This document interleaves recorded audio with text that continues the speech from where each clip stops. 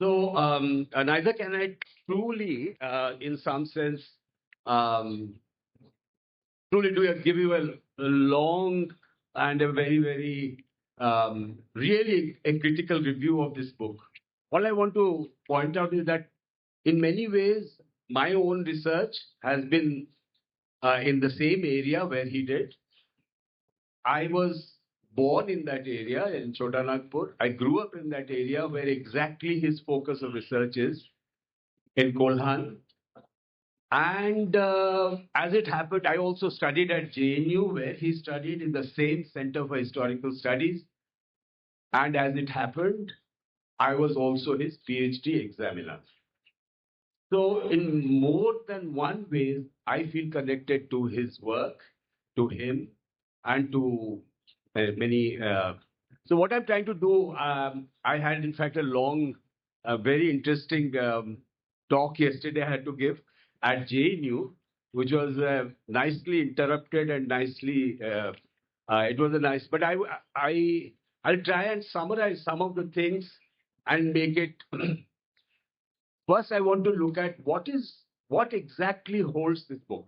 I think Mr. Gill has already told you, and it is about a small region within Jharkhand. Its focus is there on a region which is called Kolhan, which was actually became a government estate. That means government was the landlord of that region. That is the region in which you have one of the most densest sal forests in the world, perhaps in the Saranda forest, which much later also was one of the areas in which the Maoist insurgency was there.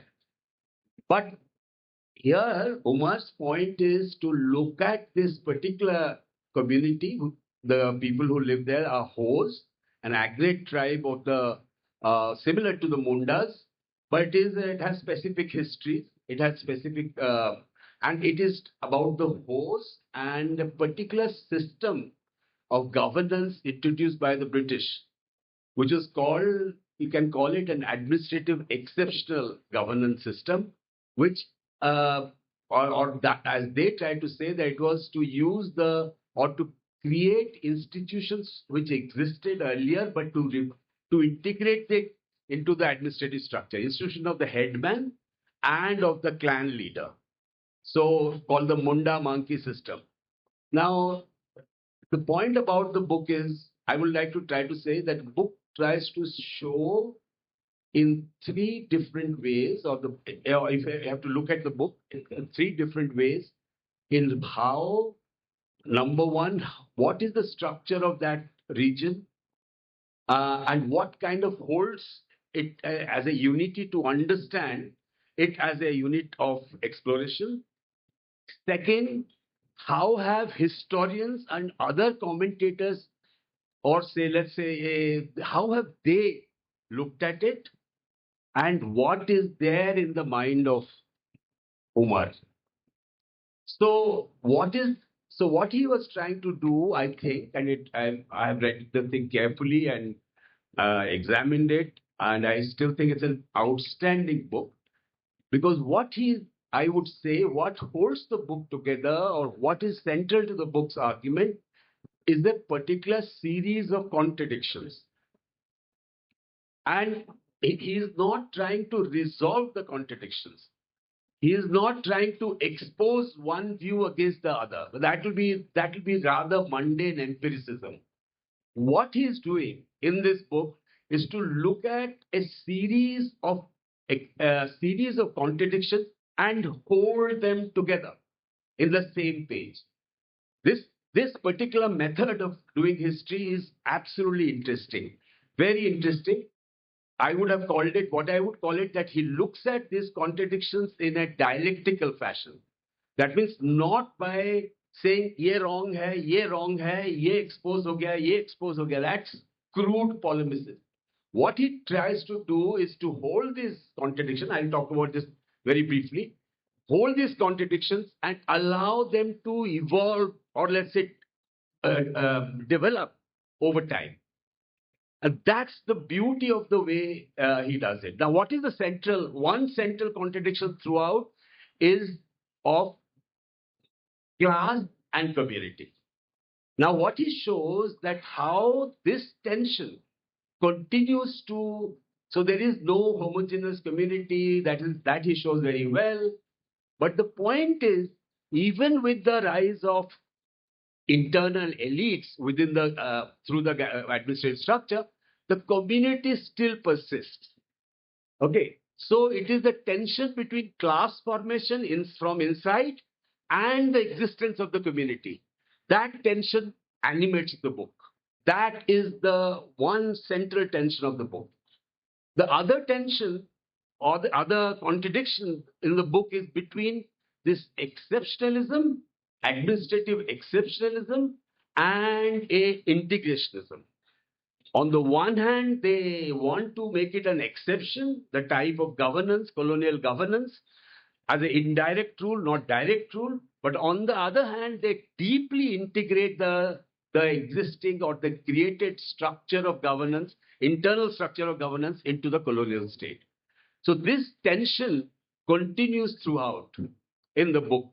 It is manifest not only in the internal development of within the community, the way a kind of class of collaborating elite leadership emerges and reproduces. This is throughout reproduced. That alongside also the emergence of a more integrationist and interventionist state. So it is on the one hand saying, "Nay, you are exceptional," but on the other hand, you are a. So there he uses the term paternalism as a way in which this centripetal and centrifugal forces are put together. All right. Now, the third set of contradictions, which I think animates the book, is about the political constitution of the community itself. So there is a contradictory force in which the political community is being created. And these forces are, as I told you, on the one hand, the force of class formation and what you call community formation. And then you have administrative exceptionalism and integrationism. And here the politics enters this through time, through historical unfolding of these contradictions. So what he means by Adivasi politics is precisely this, the historical unfolding of these sets of contradictions. There are many others. It is manifest in the way the colonial state itself had not one voice, often had two or three voices, and there were policy contradictions. There was contradictions within the community, and so on and so forth. But the key point about the political constitution is that these tensions are reconfigured over time. And that's the beauty of the way he has developed the book. And I think it's an interesting. So what he does simultaneously is to look at the historiography. How does he do it? Look at the colonial chaps who wrote about it, the colonial officials, those who tried to write the history of this region, and contradictions which were there inherent in those writings. Then colonial anthropology, which played a major role. Then it was a brilliant analysis of D.N. Majumdar, the Indian anthropologist who studied that region in the host. He shows again not a contradiction between colonial anthropology versus nationalist anthropology, but within the nationalist anthropology is a shift which takes place. All right, the shift which takes place and contradictions which come about there. The methodological point he makes, and this is important for all of us to understand, that he is not merely dishing anyone. They're saying, well, this is wrong and I am right. No, he plays the two forces or two opposing views all the time, bounces them together, introduces temporal development, and that constitutes the historically, methodologically, I think it's a wonderful breakthrough that he has done. That is my reading of his book. I want to now end by looking at something, or the last part I want to talk about is what kind of political as I said, political contradiction and political constitution of the region and the community that I've talked about. But what kind of political conclusions can be drawn? That's that's very important. What conclusions can you be drawn? And here I think Nandini did write a beautiful epilogue to this, and she is much more clear about it. But I can now rightfully say in some ways how is the most important political conclusion of this book evolves through its own unfolding. Not by saying, look, ये message है, ये किताब का message ये है. It's not like a pamphlet that this is what it is. It allows the reader to jump over or take a imaginative leap and draw its political call. He is not drawing everything for you. It is for us to find the political conclusion. The center point he shows is this, that the book itself, as I said, book itself is politically constituted. The region itself is politically constituted. Politics means the structure of power which is enfolding this community, both externally and internally. It is also the politics of historiography which is being constituted, and he shows that. And finally, the shifts over time, initially starting as a region to be pacified because it was a threat to administrative, basically the administrative communication networks, because it was connecting Calcutta to Bombay through this region. And then secondarily in revenue collection, which was very, very minimal. It was not at all congruent with it. And third is the gradual takeover of the key resources of that region by the government, which is the forests first.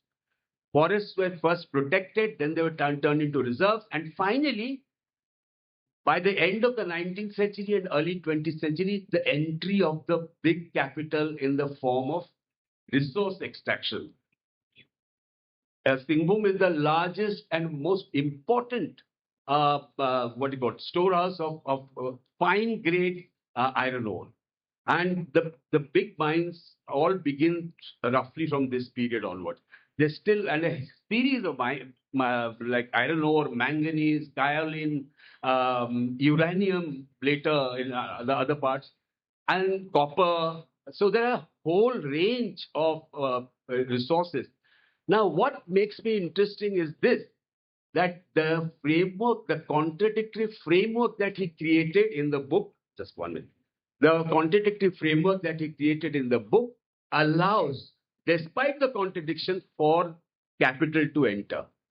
That's the most perfect example of saying, look, ये नहीं कि state उसको हाथ पकड़ के ले आया. It was through this emergence of this contrary or tension-ridden framework that capital enters and sharply transforms the community now. Now, throughout the struggle between the so-called indigenous communities and capital is the center point of the struggle. And state is now being to show how the colonial state created the framework, how the post-colonial state allowed and in some sense in the name of development displaced this work of the tribals. And finally, in today's time, all over from Chhattisgarh down to Koraput, all that region in the eastern India and central India are undergoing this. That is the conclusion that I would like to say. Look at this conclusion not as a simple war, like he showed it is a complexly historically produced contradiction, which is now playing out in the struggle between indigenous communities, so-called indigenous communities, and the. I could have drawn, but I just want to end like I ended last with a little poem to Umar. It's Umar's birthday. He has given us a great gift in the shape of the book. What gift can we give him? So I was thinking of this, and I want to just read out this poem, a little poem. Give me just 1 minute, ma'am. Sorry, this is small. It'll take me This is to Umar. It is from Baudelaire's, Charles Baudelaire's uh, great long poem called the Les Voyages. And this is to Umar. I say, astonishing voyager, what splendid stories we read in your eyes, as deep as the seas. Show us the chest of your rich memories, those marvelous jewels made of ether and stars. We wish to voyage without steam and without sails with you, to brighten the ennui of our prison, the boredom of our prisons. As he rightly said, no one is free till everyone is free. His it may be that his mind is free and we are imprisoned. Make your memories framed in the horizons pass across our minds, stretched like canvases. Tell us, Umar, tell us what you have seen.